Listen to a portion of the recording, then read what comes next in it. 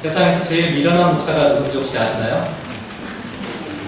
제가 생각하기에는 창세기 1장 1절로 설교하는 목사가 제일 미련한 목사라고 생각합니다. 왜냐하면 해봐야 운전 찾기도 어렵거든요. 창세기 1장 너무 많이 알려져 있고 너무 많이 설교되어졌고 너무 많은 자료를 사람들이 갖고 있기 때문에. 근데 또 반면에 대단히 위험하고 때로는 논쟁을 일으킬 수 있는 내용이 많기 때문에 창세기 1장 1절로 설교하는 게 참 어리석고 위험한 일이라고 생각하는데 제가 오늘 그 무모한 일을 조금 시도하려고 합니다. 근데 한 가지 먼저 말씀드리고 싶은 것은 뭐냐면 오늘 설교를 들으시면서 혹시 이런 기대를 하시면 안 돼요. 뭐냐면 오늘 창조론과 진화론에 대한 이야기 라고 생각하시면 안 됩니다. 창세기의 말씀을 통해서 세상이 어떻게 창조되었는지에 대한 구체적인 방법을 찾으려고 하거나 현대 과학적인 질문에 대한 답을 찾으려고 하는 분에게는 제가 오늘 아무런 도움도 드릴 수가 없습니다. 저는 개인적으로 창세기에 나와 있는 말씀은 우주 만물의 기원에 대한 신앙적인 설명이다 이렇게 생각합니다. 잘 들으셔야 돼요. 우주 만물의 기원에 대한 신앙적인 설명, 과학적인 설명이 아니라 신앙적인 설명이고 우주 안에 있는 인간의 위치에 대한 이야기고 또 하나님과 인간의 관계가 창조물과 창조주와 피조물의 관계라고 하는 것. 특별히 인간은 하나님 앞에서 피조 세계에 대하여 책임적인 존재라는 것이 창세기에 나와 있는 핵심적인 주제라고 생각을 합니다. 그래서 많은 사람들이 생각하는 것처럼 창조 신앙과 현대 과학적 설명 방식을 단순히 막 비교하면서 창조 신앙을 비과학적이다라고 말하거나 반대로 창조신앙을 과학적인 언어로 설명하려고 하는 시도는 창세기의 본래 의도와는 맞지 않는다. 이런 말씀을 좀 드리고 싶어요. 어쨌든 오늘 제가 드리고 싶은 이야기는 창조의 사건과 예수님께서 받으신 세례가 과연 어떤 관계가 있느냐라고 하는 점입니다. 오늘 조금 어려울 수도 있겠는데요. 1절 말씀 같이 한번 보시죠. 1절 말씀 같이 한번 읽어보겠습니다. 시작. 태초에 하나님이 천지를 창조하셨습니다. 제가 히브리어로 한번 읽어드릴게요. 브레시트 바라 엘로힘 엣 하셔마임 베헷 하 에레츠 이렇게 되어져 있습니다. 성경에 나와 첫 구절이니까 제가 잠깐 좀 설명을 드리면 브레시트라고 하는 건 뭐냐면 태초에 in the beginning 이라고 하는 뜻이고 바라는 뭐냐면 하나님이 창조하셨다라고 할 때 창조라고 하는 단어의 뜻을 갖고 있고 엘로힘은 다 들어보셔서 아시겠죠? 엘로힘은 말 그대로 하나님. 그 다음에 에트는 전치사예요. 그냥 넘어가셔도 되고 하 샤마임 이것은 the heavens 이렇게 됩니다. 앞에 붙어 있는 하가 정관사거든요. 그 샤마임, the 샤마임 이렇게 됩니다. 그래서 하 샤마임. 그 다음에 베에트는 and예요. 그리고 접속사. 그리고 하 에레츠라고 하면 에레츠라고 하는 것은 땅을 얘기합니다. 거기에 하라고 하는 게 붙어가지고 정관사를 사용했어요. 그래서 the earth, 땅. 그래서 천지라고 하는 이런 의미를 갖고 있죠.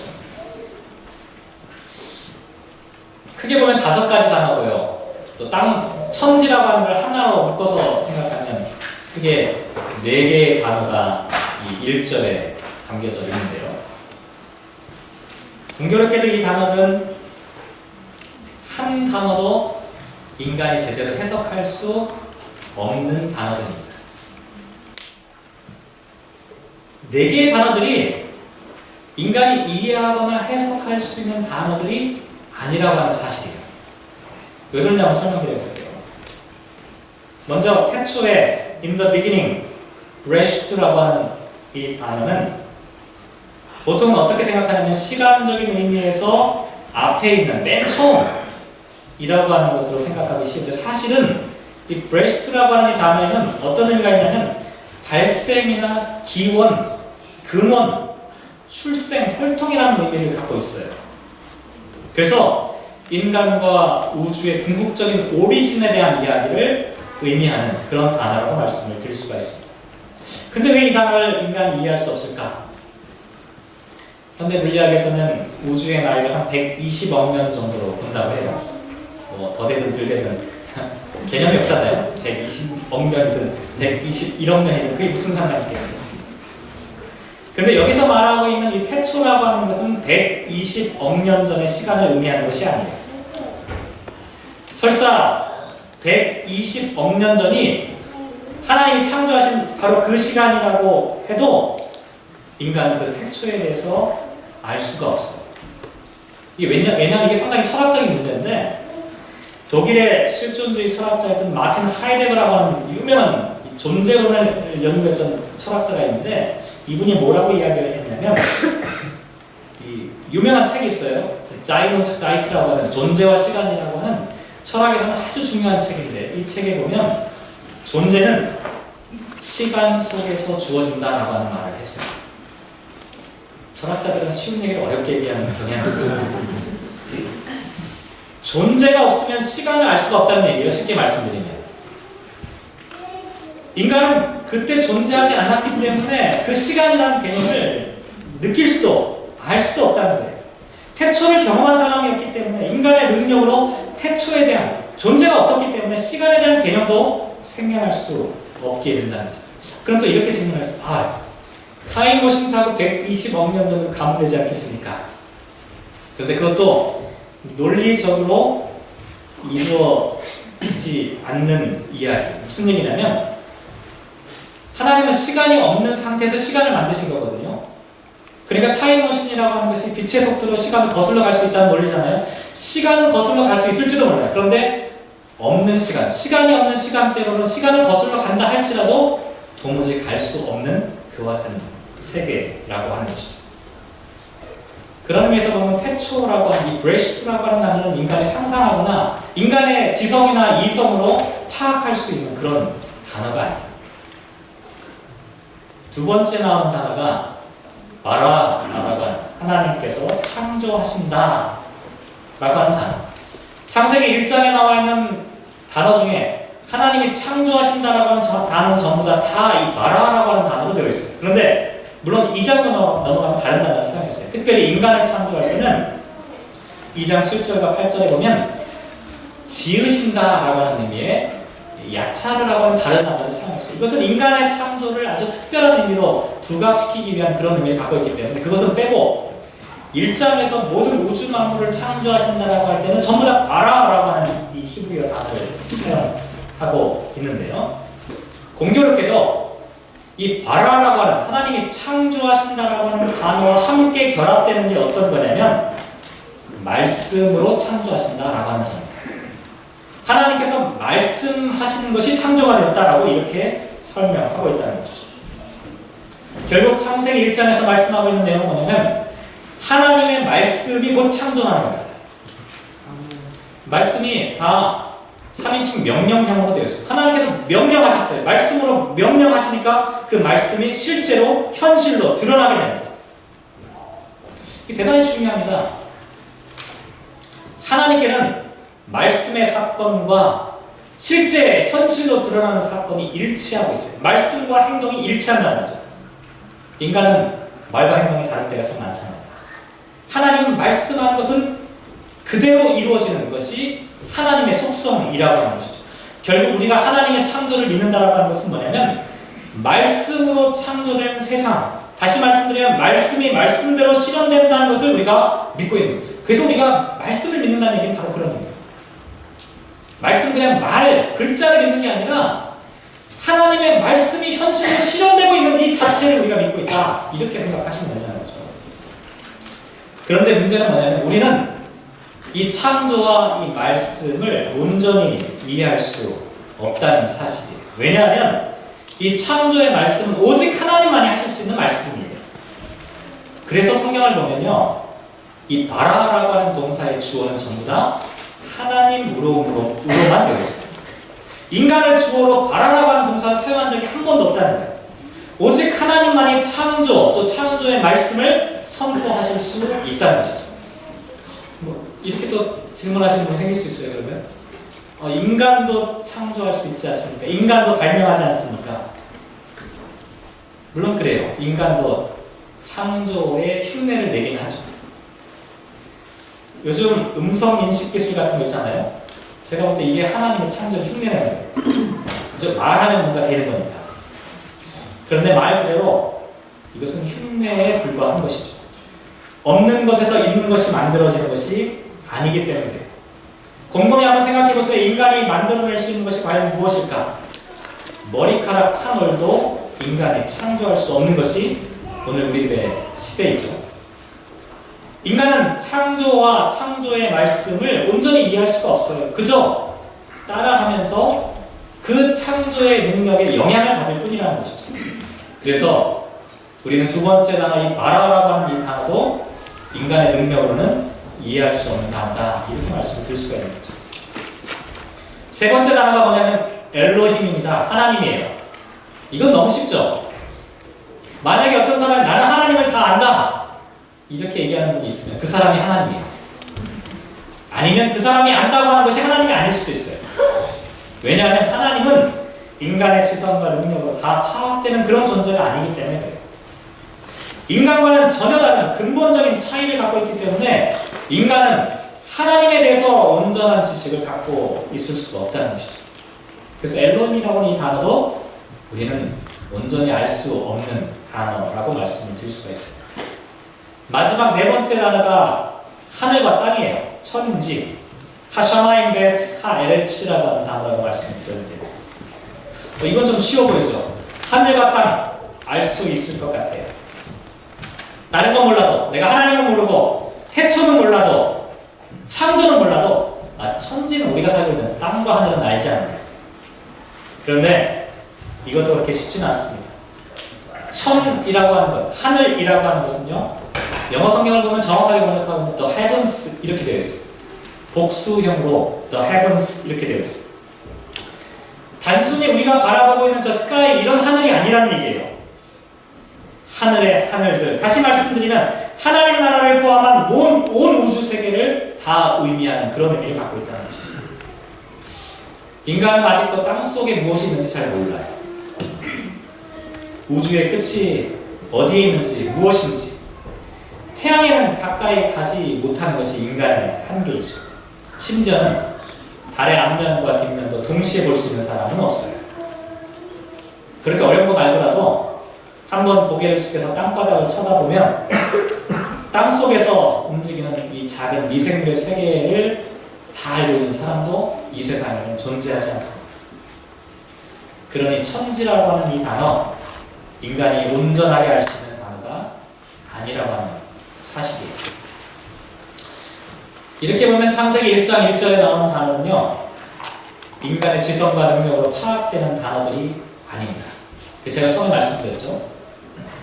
하나님의 창조를 인간의 과학적인 언어로 다시 해석하려고 하는 시도가 얼마나 어리석은 시도냐면, 성경은 처음부터 우리에게 지성을 요구하는 것이 아니라 믿음을 요구하고 있기 때문에 그래요.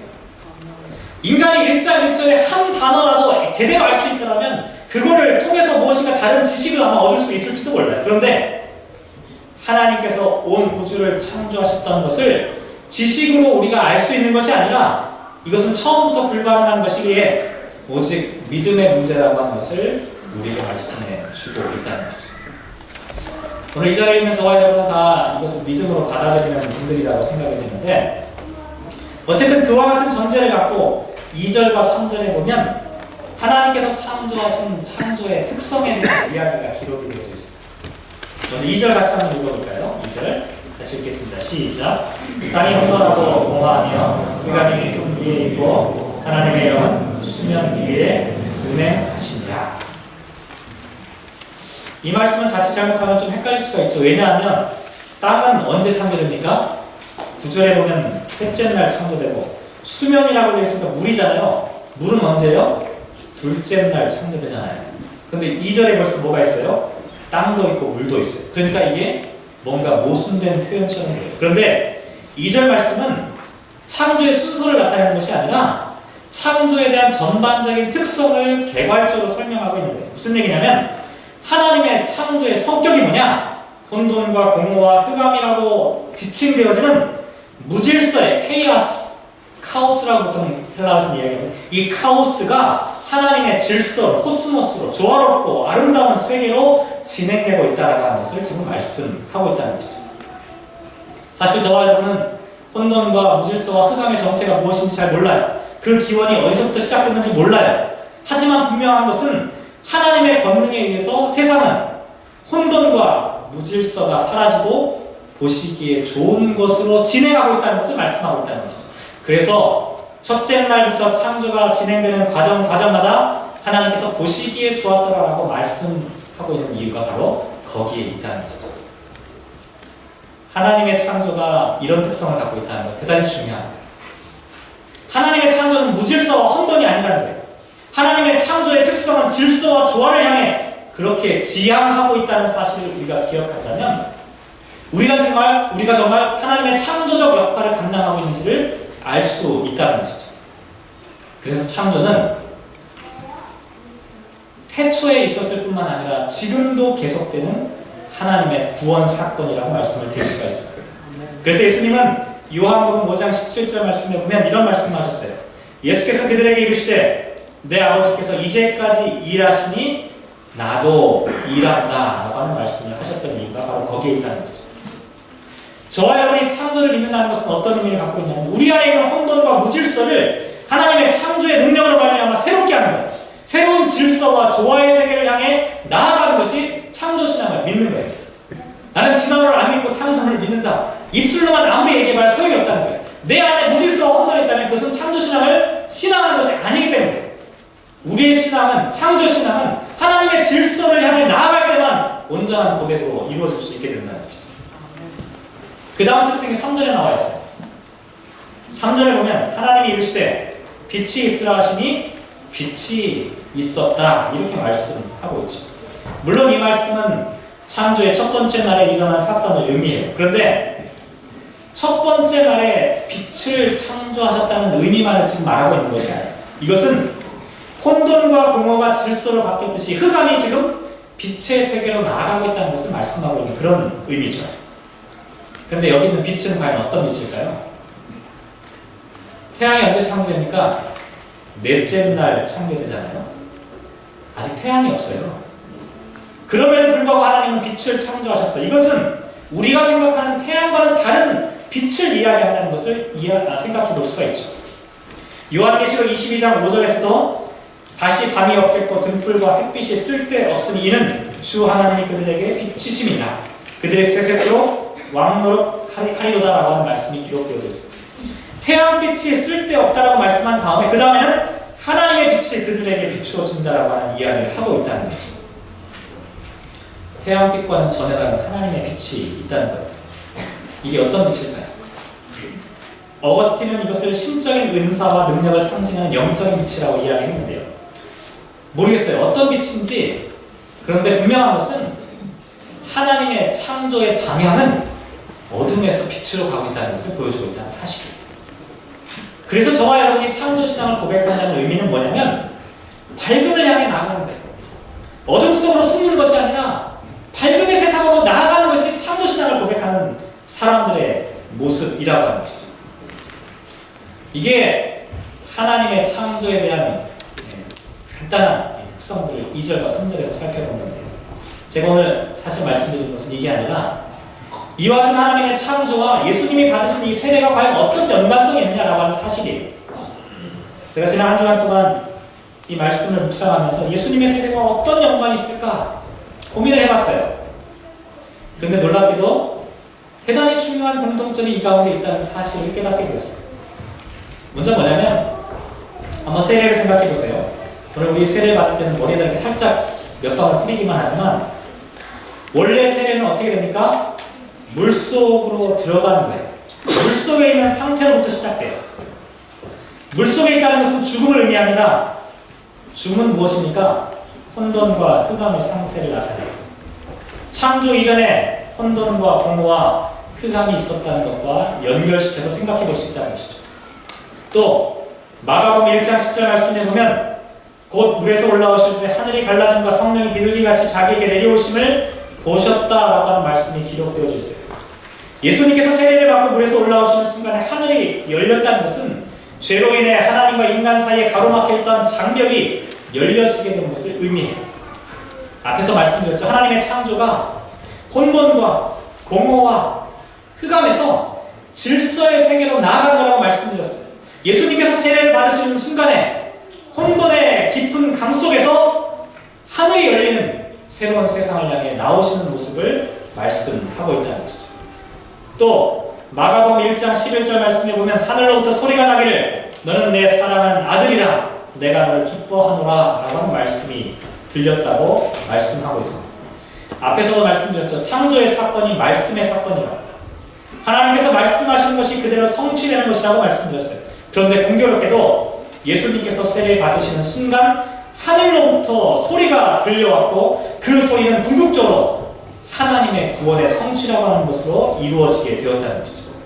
다시 말씀드리면 하나님께서 천지를 창조하셨다는 말은 곧 예수님을 통해서 이루실 새로운 창조와 연결되어 있다는 것이죠.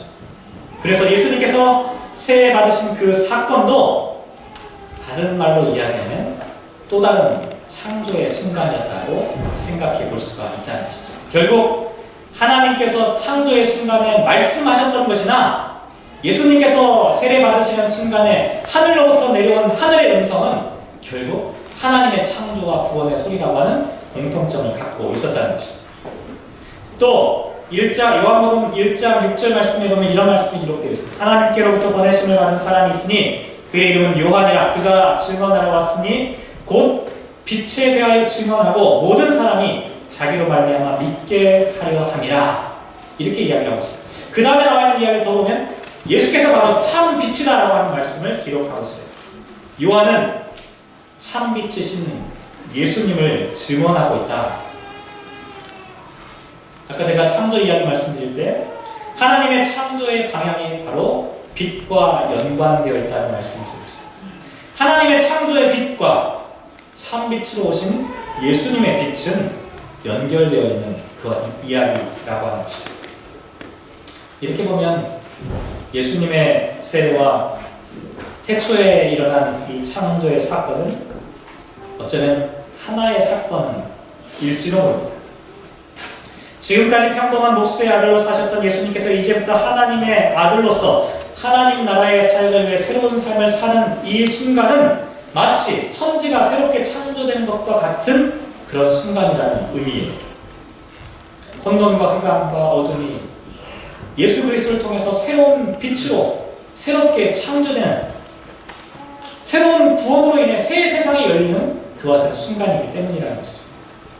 아까 우리가 세례식을 했잖아요. 이 자리에 있는 분들, 세례 받으신 분들 많이 있잖아요. 이게 대단히 중요한 의미를 갖고 있는 까닭이 바로 여기에 있어요. 예수님께서 세례를 받으시는 순간에 우주가 창조되었던 것과 같은 사건이라면 저와 여러분이 받는 세례도 역시 마찬가지라는 거예요. 저와 여러분이 하나님 앞에 하나님의 이름으로 세례를 받는 순간 새로운 우주가 창조되는 것과 같은 의미를 갖고 있다는 거예요. 새로운 세상이 열리는 거예요. 새로운 시대가 열리는 거예요. 이것은 그저 형식적인 예식이 아니라는 거예요.